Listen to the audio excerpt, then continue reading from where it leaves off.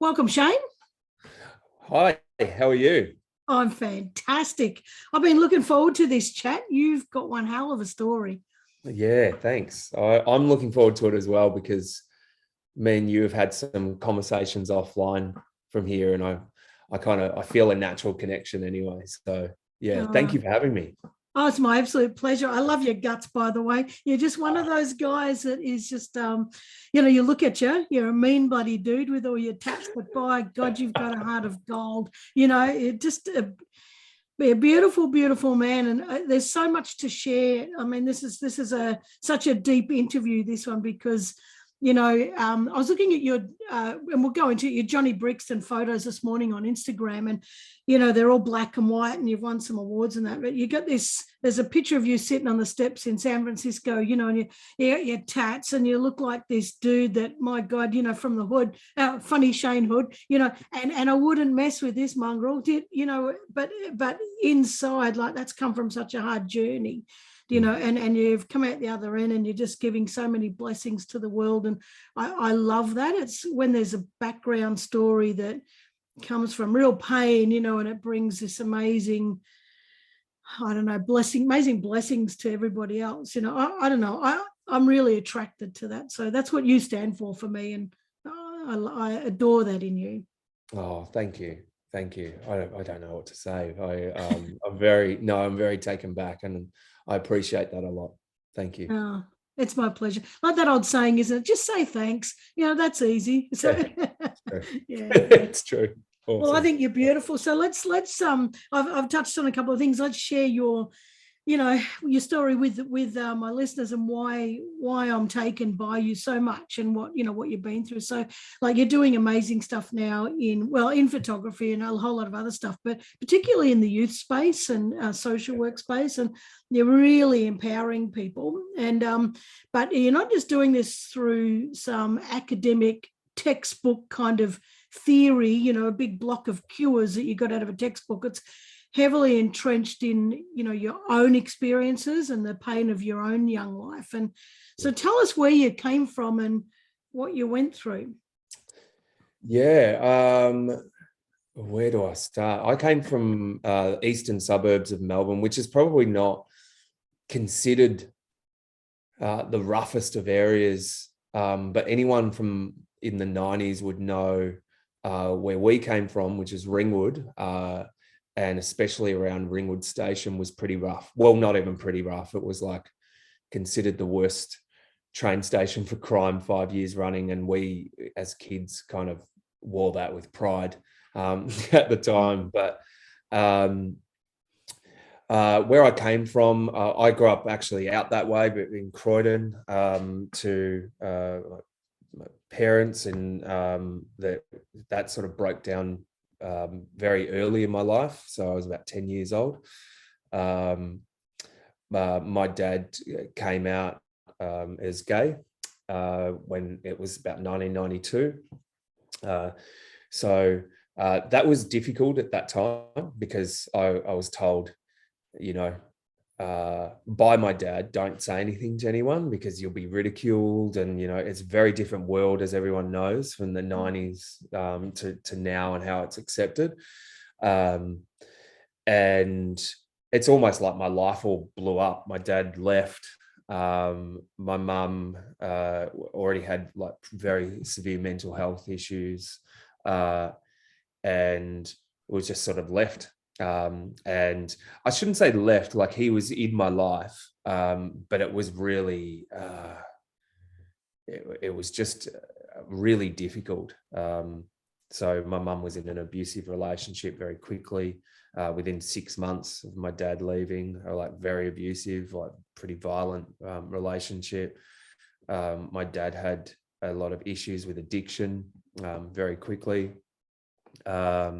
So as a young man, that was confusing for me. It's like life was okay, not perfect, but okay. Like we didn't have a lot, but neither did anybody I grew up around, so that was really normal.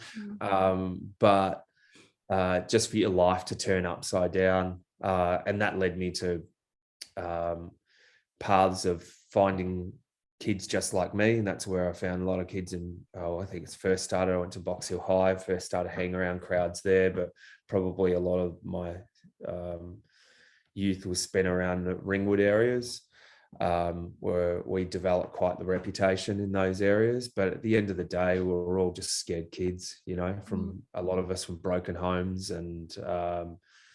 and using our reputation, or you know, protection, should I say, shields as reputation as our currency is all we had. So that, you know, I could go on into how that affected my other life, but I guess that's going to be the purpose of the interview. But that's probably a start of my story, but it gets very complex after that. Yeah. So.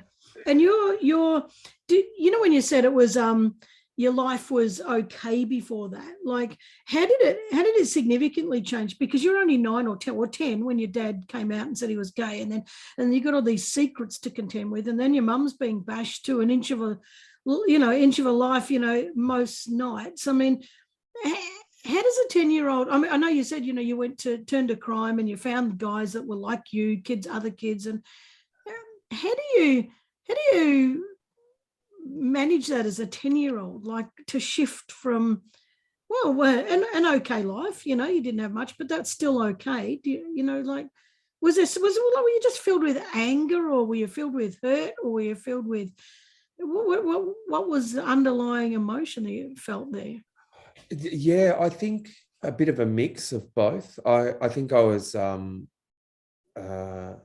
very sort of timid kid at the start, so I think it was like I ended up putting this persona on that was just, you know, kind of bullshit, really. But I was a very scared kid, so the change was, it was dramatic. But my mum and the issues that I had with my mother were always there, so we were like very close, but it was really toxic. So my mum came from a very damaged background. So her father was involved in the mob, like mafia, and he was not really around a lot. So, you know, I don't have any connection to the mafia or anything. Like that was sort of, he wasn't really around a lot, and her mother had mental health issues. So I have a lot of empathy for my mother in the spaces that she was in. But she was quite vicious as a person. Like, that's a good way to explain like personality. It's like love but then hate you, like, and it can happen in the space of 10 minutes. Like, shit was very, very toxic. So that happened earlier on, but it almost excelled at that point where I was 10 years old, like really, really excelled, you know, where I was a punching bag a lot of the time. You know, your dad left because of you, he's gay because of you, he doesn't want to be around because of you. And when you say, how did it affect me? I think it affected me a lot, but it actually led to almost very complex trauma, to the point where, you know, I'd cry, but then I got to the point where she'd get very angry if I cried. So I got to the point where I entered what people would know back then as a catatonic depression when I was 10 years old. So it sort of meant that I couldn't really cry. So, but I was in these days, so she could be saying whatever to me, and I'd just be sitting there almost like a zombie. And if you can sort of see, that kind of led to being able to create these personas, I guess, because of this like thing of not being able to feel anything. But deep down, I think I did. But it was really complex. I think it's really complex, to be honest. Yeah, so at the same time I say that, I think I was still a very emotional kid. So it's sort of like just came up in a range of different ways. I think anger came when I was in my teens, though.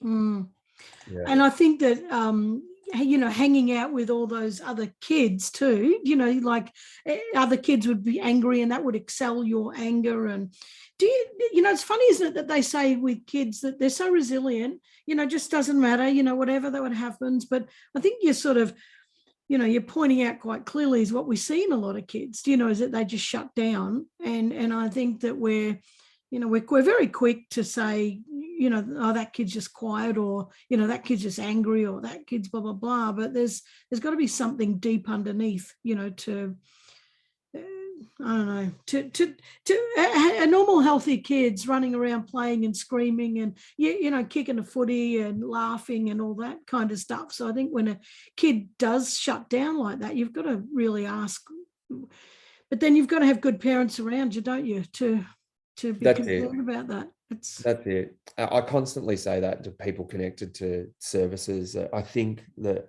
and this is not all, and this is not a shot at people, academics or anything like that, because I really feel that there's some great academics, or, people that have gone the education route in the youth sector.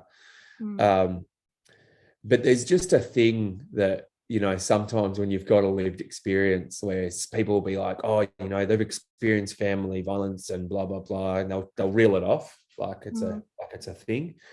But, I can't help but think, I've been that kid sitting in his bedroom, listening to my mum being beaten within an inch of her life. Not, it was back in the 90s where the police had come over and they'd say, oh, hey, mate, go to a motel and sleep it off, because he was an alcoholic and he drank a lot. I'll sleep it off.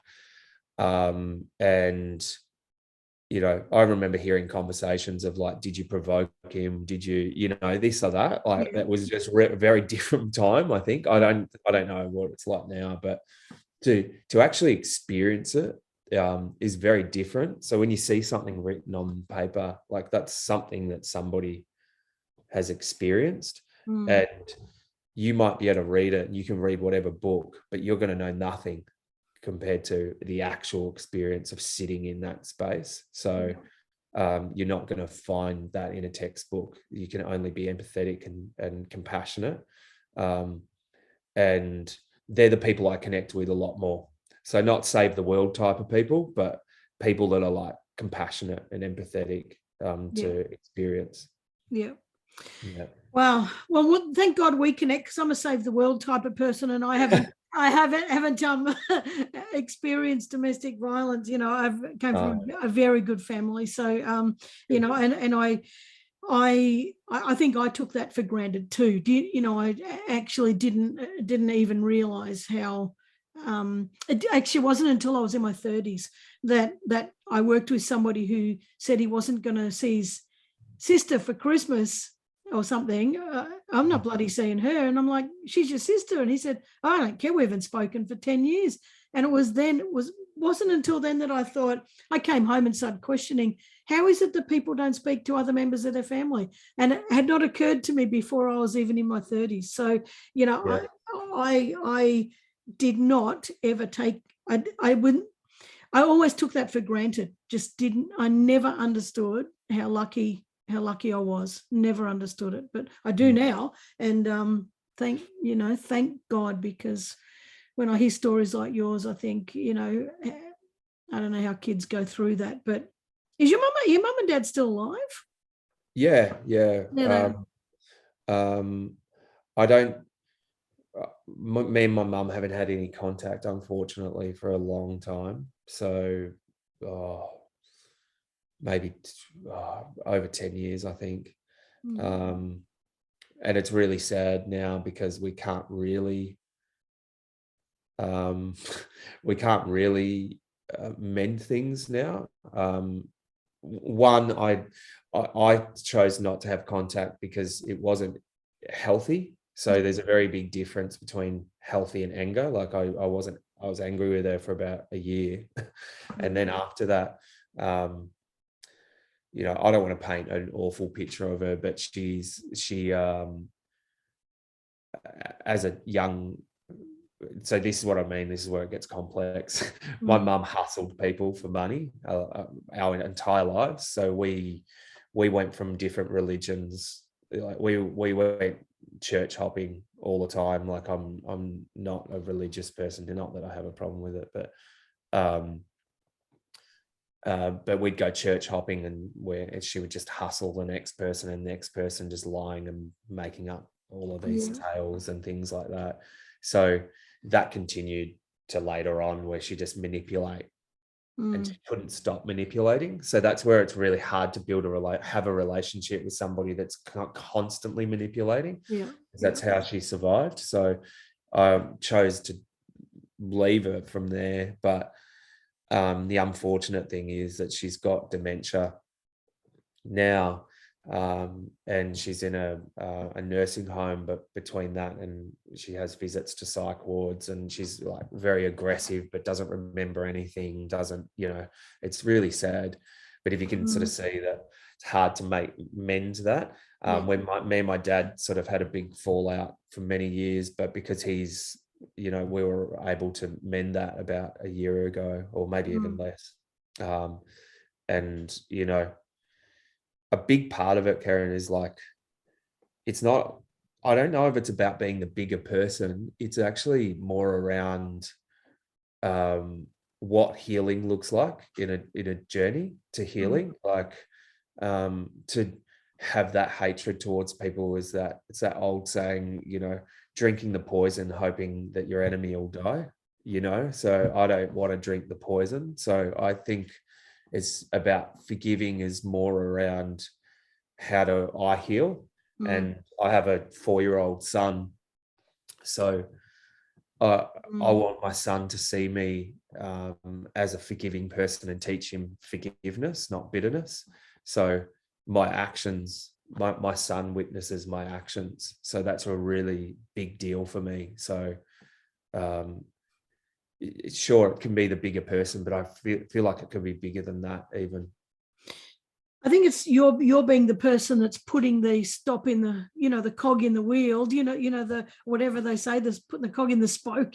I can't think what the proper word is, but what the saying is, but it's like, they talk about generational issues, that it keeps going. Once something goes down 3 generations, you can barely change it. So when somebody like you sort of steps in and says, no, I want to change this, I want future generations to experience something different, that takes a lot of strength. It's, you can play that down and say, oh no, it's just, I just want to, but it actually does take a lot of strength to move from, a place of shittiness, a real place, and deserved shittiness. It's not like just, oh, I'm fucking angry. It's like it's there for a reason. To move through that is massive. And and I know that you've got your wife, your partner, and I don't know if she's your wife, but she's your partner, whatever. Beautiful woman, and your and your boy, and there's a time when you've said it yourself too. You look at them and you think that which life do I want? Like, do I want that life of hatred and anger, or do I want this life of love and bringing goodness to the world? And thank God you chose it, because moving further into our interview and on all the great things you do, like you're doing incredible work in the youth space and everything else. And you could have been in jail. That's very easy. I almost ended up in jail a whole bunch of times. Yeah. So, and you could have ended up an angry, bitter person that was never going to be reformed, and and you didn't. So there's so many kids out there that are benefiting from you.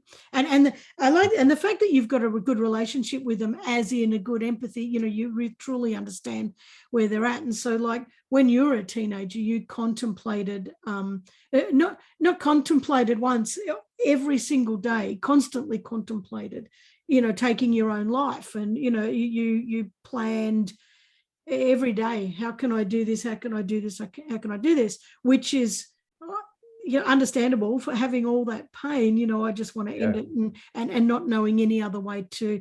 Back then, you didn't know how to do what you're doing now, and find other ways to do it. So I have a question though that is, that I wish more people would ask so that we could understand youth suicide a little bit better. Is it, why didn't you? That's a hard question. I don't know. I always had people in my corner saying that I could probably do something good or better in my life. Like I had people in my corner, and I mean, they're the people that you wouldn't expect. So they're not people that you think. I had all these good people in my life telling me, but I call them good people, but a lot of them were people that were in and out of prison, people that were, I think they're good people, and they put me on the right track. There's some people that did that put me on the right track that are from, not places you'd imagine, but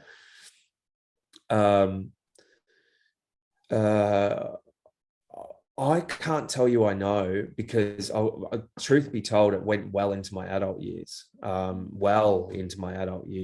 the point where I'm 39 now, and it went all the way up to,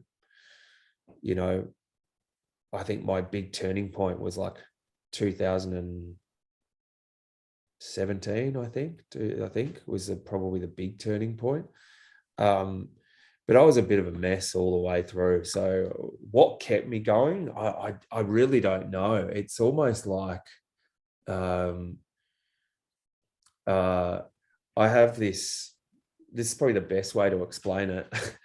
Not being a religious person, I had a extreme anxiety around fear of death.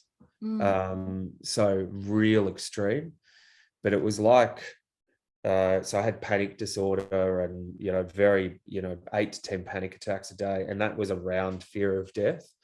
But then when I'd fall into depression, I had what was then called, I think they don't use the term anymore, but catatonic depression. So it's almost like a split personality. So if I went into depression, there was a complete acceptance of death, and there was a complete, I could sit in my bedroom staring at the ceiling. This is very common, for 6 hours, rerunning suicide tapes in my head, and that was a common occurrence, even right through to my adult years. And I thought it was just going to be forever, panic attack, depression, panic attack, depression, that kind of thing. So the turning point came later in my life. So and I would say it was probably the having a son. That was probably one of the big things. I say having a son because the birth of my son, I don't think I completely that wasn't, it's not a Hollywood movie. That wasn't like the turning point. My son was born and then my life changed. So I think about 9 months down the track, my life changed. And I write this on my website. It was just a point of because I had a lot of addiction all the way through. Like I was smoking weed every day, on the weekends, chasing every drug I could find. I was one of those people that would, when I'd get drunk, as soon as I'd get drunk, I'd be chasing other drugs. So that was like a cycle of every week. That would be it. And it was the only thing that would tame the anxiety, but then make it worse. Like when I'd get up in the morning. So it was just like this wild journey.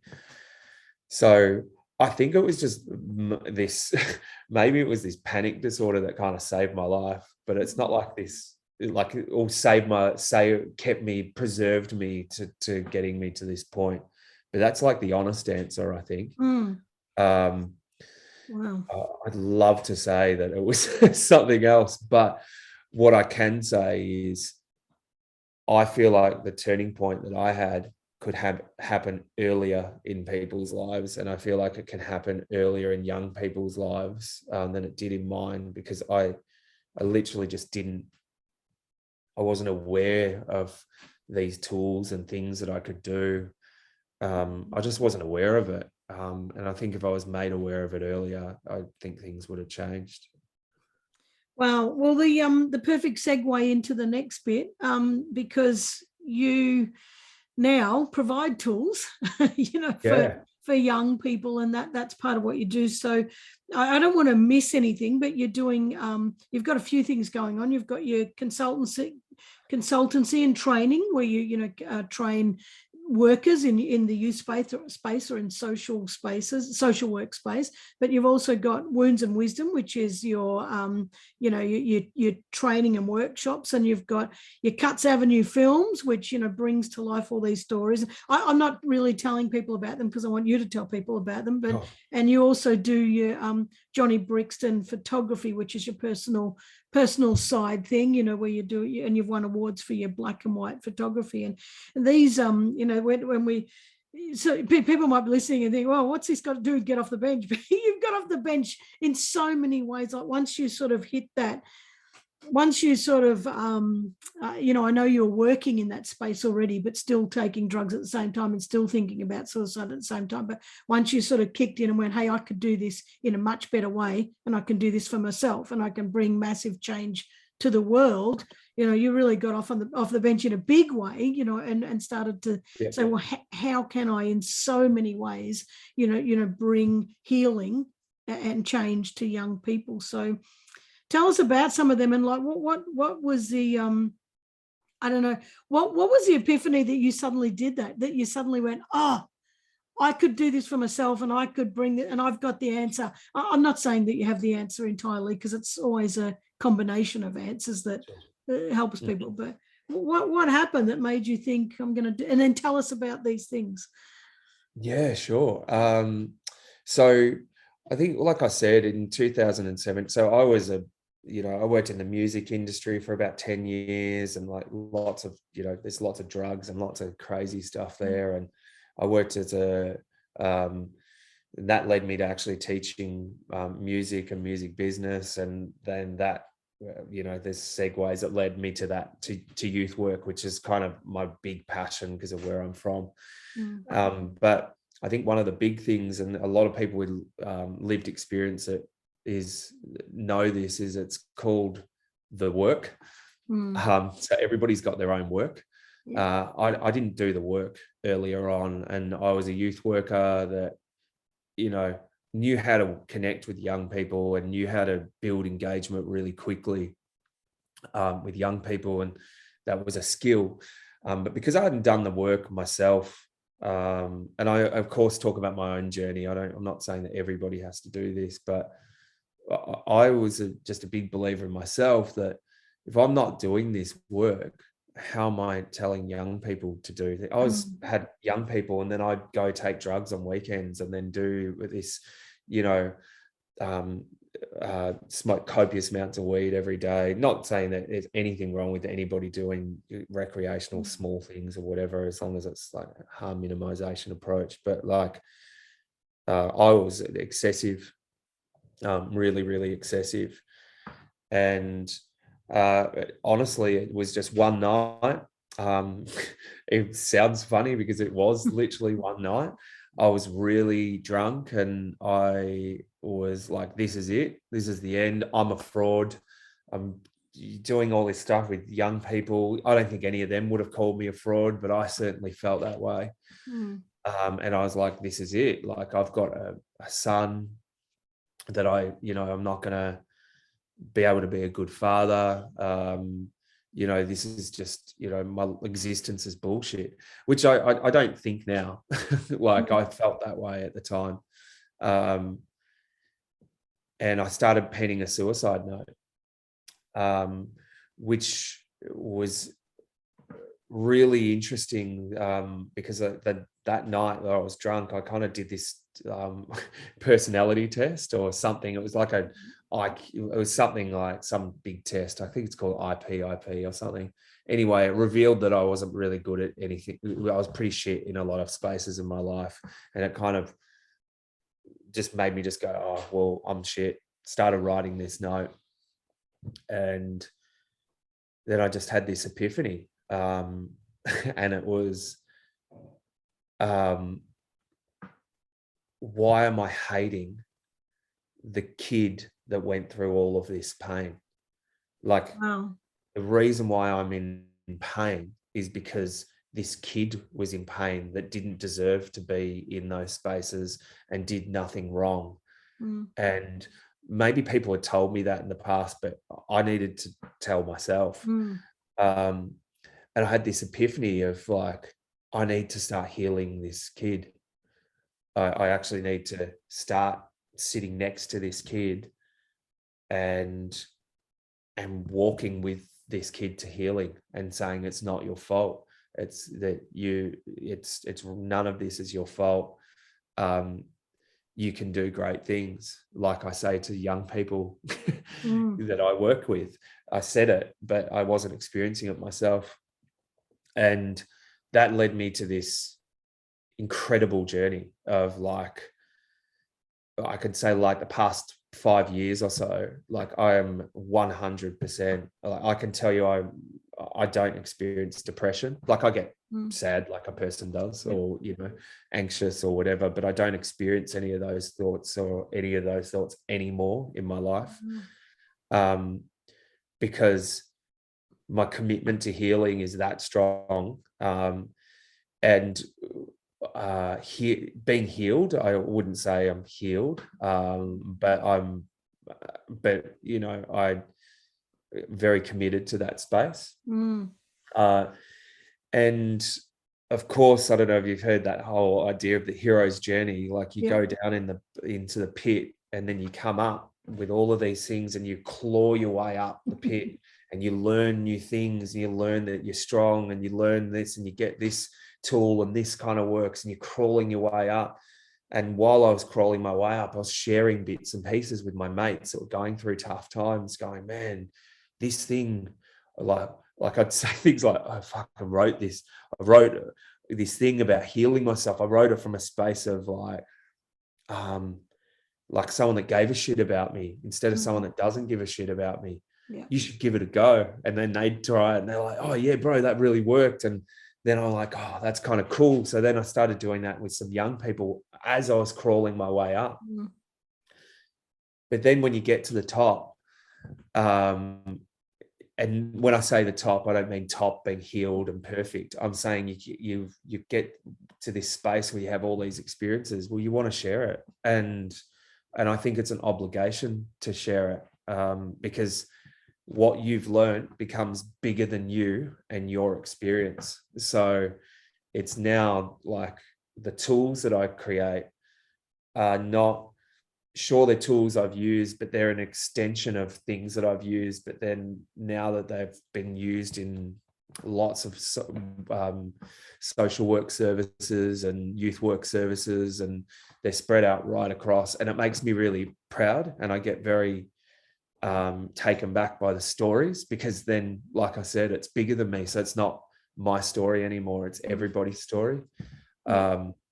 So some of those things are created a website, Wounds and Wisdom, which is videos, resources, pretty much all the stuff I've learned from other people, learned from things I've read. I read, 1 to 2 books a month, just learning.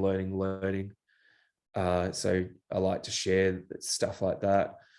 And then just tools that people can actually use. So that's kind of like a resource for people that experience disadvantage, or, just going through tough times. And then also I train organizations in a coaching approach. So I've kind of done lots of coaching work for the last 5 years with youth work services. So I do it in coaching work in out of home care, in young people connected to justice, in very complex environments. So I train youth workers in how to open up intrinsic motivation in people that experience great disadvantage. So I'm very proud of that. and doing that work, because it's just, again, I think, like, as a fellow myself, I needed people to believe in me, and I didn't really have that. So I want to be in every, if some of my work can get in every kid's corner and encourage people to really sit in the corner through the tough shit and build that intrinsic motivation in young people. And I'm very proud to be a part of that. So I kind of do that, and then lots of work in organizations. I recently released a tool called the 311. This is something that I've been doing for the last 3 years, where every day I write 3 things I'm grateful for, 1 thing that I'll do for myself, and 1 thing that I'll do for someone else. I do that every single day. That's like been an instrumental part of my healing. I've shared that with lots of my mates. They've started to do it. Then right across youth services and social work services, a lot of them are doing. A lot of people are doing in their teams, doing the work with young people, and it's been just a really simple tool. So that inspired me to create a journal. But if I'm going to be really honest, Karen, you know this, that you actually were a part of the inspiration for creating a journal, because you started writing books, and me and you had a conversation, and I was like, man, I've been told by a lot of people that they want to build this 311 into something. And then when I spoke to you, you were like, you should start a book, you should write a book, you should put a book together. And I was like, oh, maybe I could write something. And then I was like, actually, a 311 journal, like I might actually do that. It's my first one. And then I remember telling you, and you were like, go for it, you should totally do that. And so that was really encouraging. So I actually have created it. So that's really a physical book. And this is a bit of a celebration for you as well, because you're part of this. So there's lots of, so it's a daily 311 with lots of tools and personal development sort of exercises.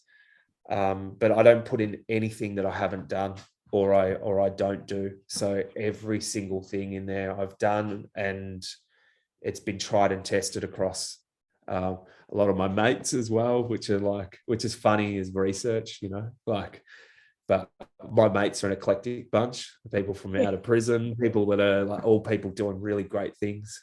But it's been tested with a range of different people. My niece does it every day. So, that's kind of cool. And long-winded way of getting there, but that's kind of how it really evolved. And I just want to keep doing it. Hey, I just want to keep serving and making this, leading with my story, but then encouraging others to do the same thing and do amazing things, because the truth is, you just can. It doesn't matter where you're from, whatever your experience you have,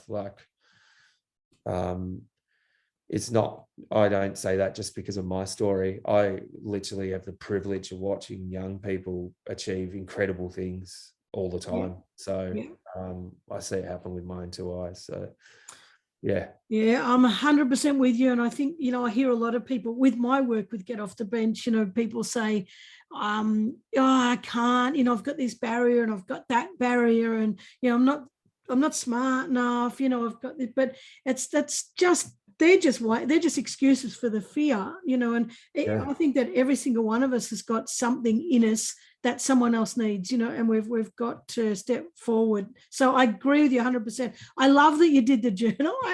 I saw the when you first put it out, I saw the video on LinkedIn, and I was like, you bloody ripper. That is so fantastic.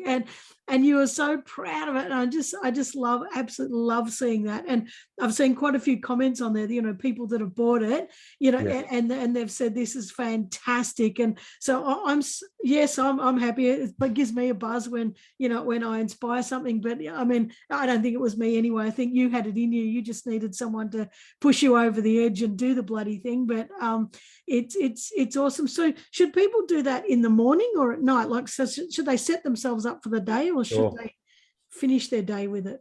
Okay, so that's a common question. So either is what I'd say. So I personally switch from here to there. So in the actual journal, it actually says 3 things I'm grateful for. 1 thing I'll do or did for myself. Yeah. To feel strong.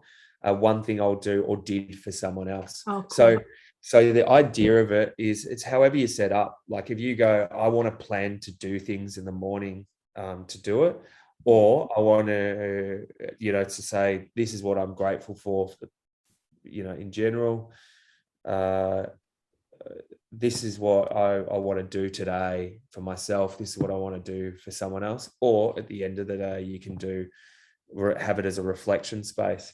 But the whole idea of it is to find the small stuff. It's not being, I know it sounds funny to say, but to say you appreciate your friends and family, that'll get old very quickly. Those typical things, roof over my head, all that kind of stuff, that gets really old quickly. And plus, that's not a lot of the situations of people that I work with. Some of them aren't as lucky and fortunate to have that. And I don't think that's actually what gratitude and doing those small deeds is about.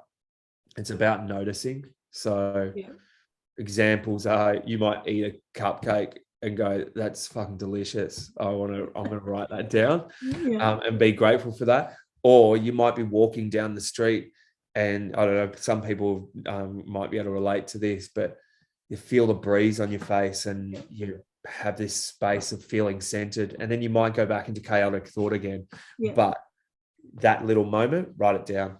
Those little things, the doing things for yourself can be little things. For other people can be, send your mate a text, how you're holding up, writing a comment on social media that's kind to somebody. It doesn't have to be massive things. It's actually like the accumulation of building all of these things that I can literally guarantee after a year, if you do this every day, you will change as a person. I've experienced it myself, and I've not had a person that I've worked with do this, and I've got so many people have been doing it for the same amount or similar amount of time.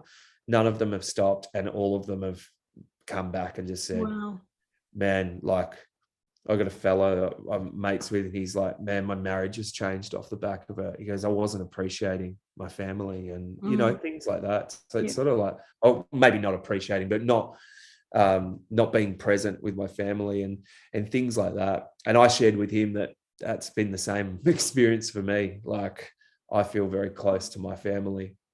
But yeah, it just brings a different perspective on life, just this little simple thing.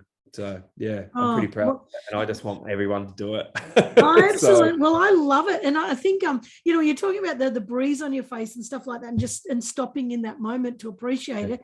I think, it's kind of like, oh, I don't know, 3 things. But the truth is that maybe 100 things happen to us every single day, and we're just not stopping enough to be grateful for it. And I think gratitude's one of those things that sounds simple, but it's not simple. We reluctantly, we say, I should be more grateful, but then we don't, and it's just such a bitch of a thing. We don't do it. And, I'm going to flog your journal in the sense that there's something quite special though about using a tool that somebody has developed with this genuine love and genuine gratitude, genuine heart, and a genuine sort of, I want to put that vibration out into the world. And when you're using that tool, not only is it easy to find, and it's something that makes you go back to, it's like starting a habit, that you habitually find this book.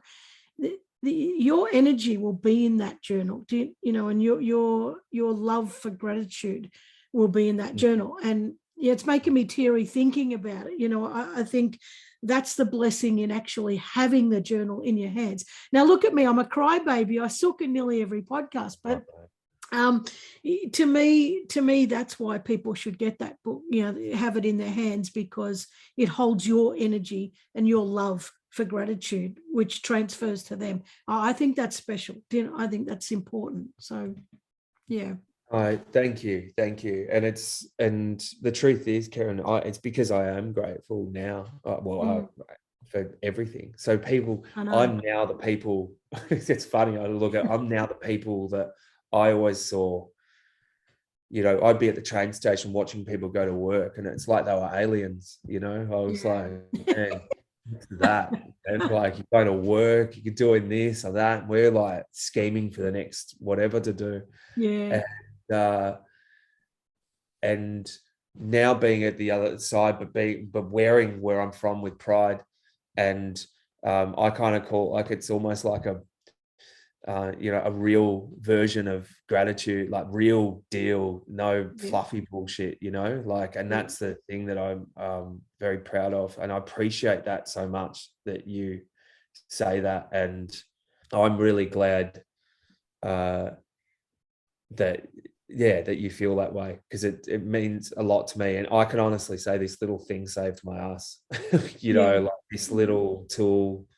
And I thought gratitude, if you were to ask me before doing this, I thought it was corny. I thought it was cheesy. Like, I saw people, oh, I'm grateful for this, or I'm grateful for that, and like writing it online and doing all of that. And I thought, oh yeah, whatever.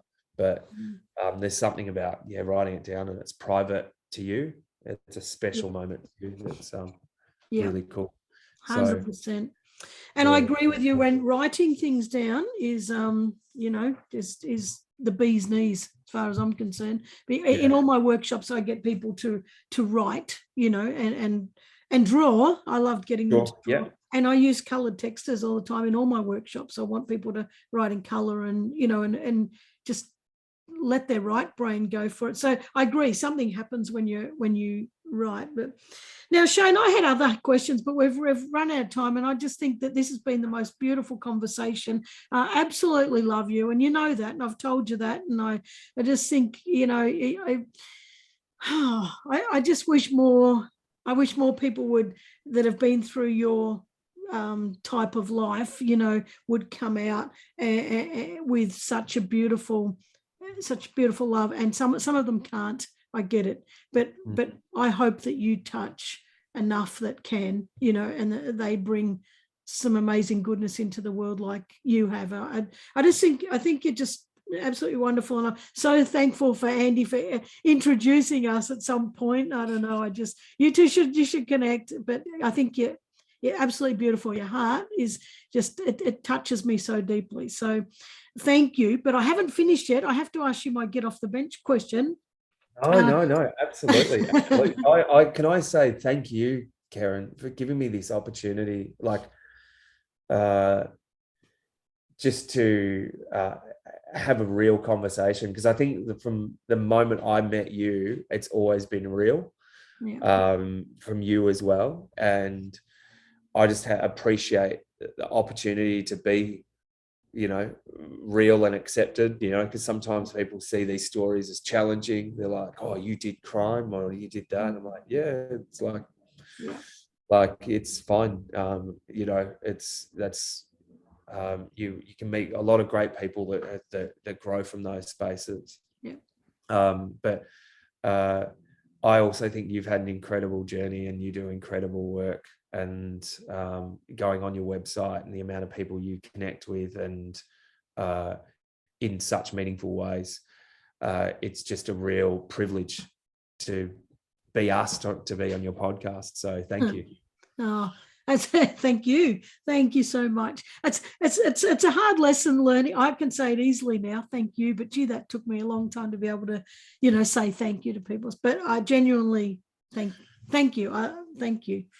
I wouldn't overlook you. I can tell you, it took us a while to bloody organize this. But anyway, my get off the bench question. What advice would you give to anybody connected to young people, so youth workers and social workers, or parents who are doing it really tough? So young people who are doing it really tough. What advice would you give them that might help them to communicate to that person that there is hope, and to encourage them to go after their dream? So anyone who can influence a young person doing it tough. So one, I think you need to model that as a person yourself. You don't have to be perfect, but you need to model it. So it's not just what you say, it's how you say it. Young people are very smart. They're very intelligent. They can call bullshit very quickly. So you doing some of that work yourself is probably one big thing. But in order to help people, I think, first of all, unconditionally believe in people. I say that really intentionally, because believing in people can be hard, especially when they don't, they don't rise to the occasion because of a range of different situations, but it can be hard. So unconditionally believing in people and modeling that belief. So especially when they don't believe in themselves is a really big thing. But that's challenging. That's what I'm saying. It's a very challenging space. So if a young person keeps challenging you and like, no, I'm not doing this, I'm not doing that, you have to hold it then. It's not when it's awesome. It's actually when it's tough and you're in the trenches. That's when you need to model belief. And I think the other thing is listen deeply. So actively listen. We often become problem solvers very quickly. We go into what's called like a level 1 of listening, and there's an actual active listening model, but like I live by it. The lowest form of listening is like having a conversation with yourself and with the other person at the same time. You've got to quieten that voice down and like really go in and listen to the person deeply. That will lead you to a great amount of results. Young people want to be heard and listened to, and they're often surprised when you listen deeply. And what else? I would say that provide them with basic tools, things that they can use, basic tools. Like I'm not plugging, I've got lots on my website, like lots of basic tools. No, plug it. No. So if I've got on Wounds and Wisdom, there's lots of tools on there, but the reason why I say tools is because it's about when you're working with a young person, you're not working with them forever. So what you leave them with is the most important thing.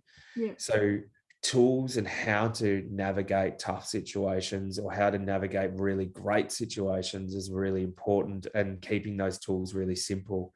So on my website, I've got goal setting tools, things like that, planners, all of that kind of stuff that young people can walk away with.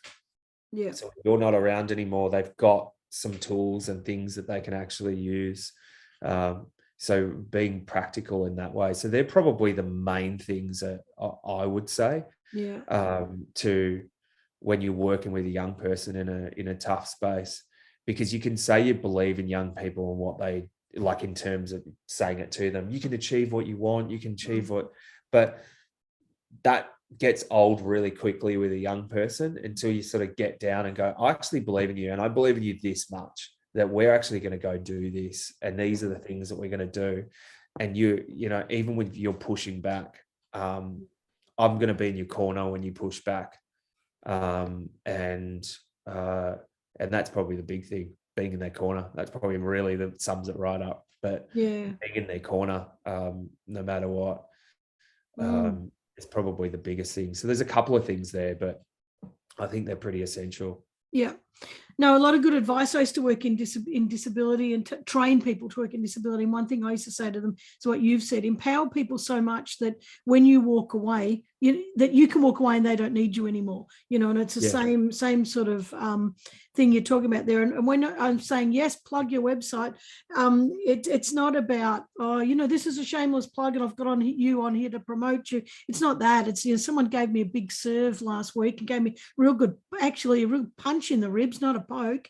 saying that if you don't sell yourself, if you don't tell people what you offer, you're actually doing them a disservice. They're missing out, like, and I do a lot of team building, and I someone said to me, tell people you do that, because there are teams that are trying to come back now and they're really struggling. So we have to, you've got great tools out there that are going to save people's lives. So, I think we have to just shamelessly step up to the plate and say, well, look, I've created this and here they are. And I really want you to utilize them. So, So on that, where can people find you? Because before you answer, because I want people to find you, and I want people who work with youth or in social work organizations and all that. So I want them to get you. I want them to get you in for consulting, because you know what you're talking about. You do it. You're the real deal. You do it from a really raw space and an honest space and an experienced space. Yes, I want people to come and find you. I do. So where's the best place for them to connect with you? The best place to connect with me would be my website. So shaynehood.com.au. So my name's spelt with a Y. You'll probably see it, SHAYNE, hood.com.au. And that sort of sends you to, it's almost sends you into a portal of the things that I do. So, coaching and consulting. So I did lots of work in that space. The wounds and wisdom space, I do some a little bit of one-on-one coaching, but it's mainly there to create tools for people who experience disadvantage. And Cuts Avenue, which is I do lots of filmmaking. I've been doing that for about 10 years. So it sort of sends you into that portal. The other thing that I post quite a lot on LinkedIn, I've got to get better on some of my other social media, but LinkedIn's probably one of my main ones. So you can catch me there at Shayne Hood on LinkedIn. Yeah. And I'll put all the links in the show notes so that people can get to you. And by the way, Cuts Avenue, we were just talking about it. It's everyone thinks it's cuts like as in cut the film, but no, it's the avenue that Shayne and all his naughty friends used to run into to run away from the police in Ringwood, and you can look it up. It's true. We were just talking about it. People always said that to me. They're like, "Oh, cut like film," and I'm like, "Not quite." It's actually, in Croydon, there's the little street called Cuts Avenue that we used to run through. I think it's called Melba College now, but it used to be called Maroondah Secondary. We'd run through the school and everybody would be like, run down Cuts. And then we run down Cuts Avenue, which is a funny name because it's like a shortcut to get to Burnt Bridge. So it's kind of, so that's where it comes from. So my friends that grew up with me find it really funny. When they look at it, they're like, I know exactly what you're talking about when you're saying that. But I think it's funny too, and people hire people to work with because there's a story, because there's a great story involved, and people love sharing why I'm working with this person. I'm working with this person because this is the story about them, and that makes a sense, brings up a familiarity with other people. I just think it's wonderful. Shayne, I've got to go because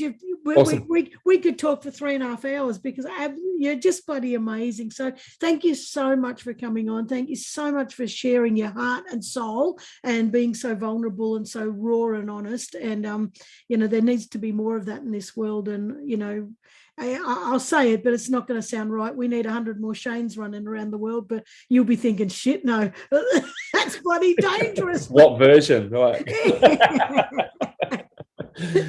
Younger version or no. Awesome. No, this one I think will. We'll roll with this one. No, thank you, Karen. I appreciate it, and what you're doing is an incredible thing. I've seen some of your podcasts.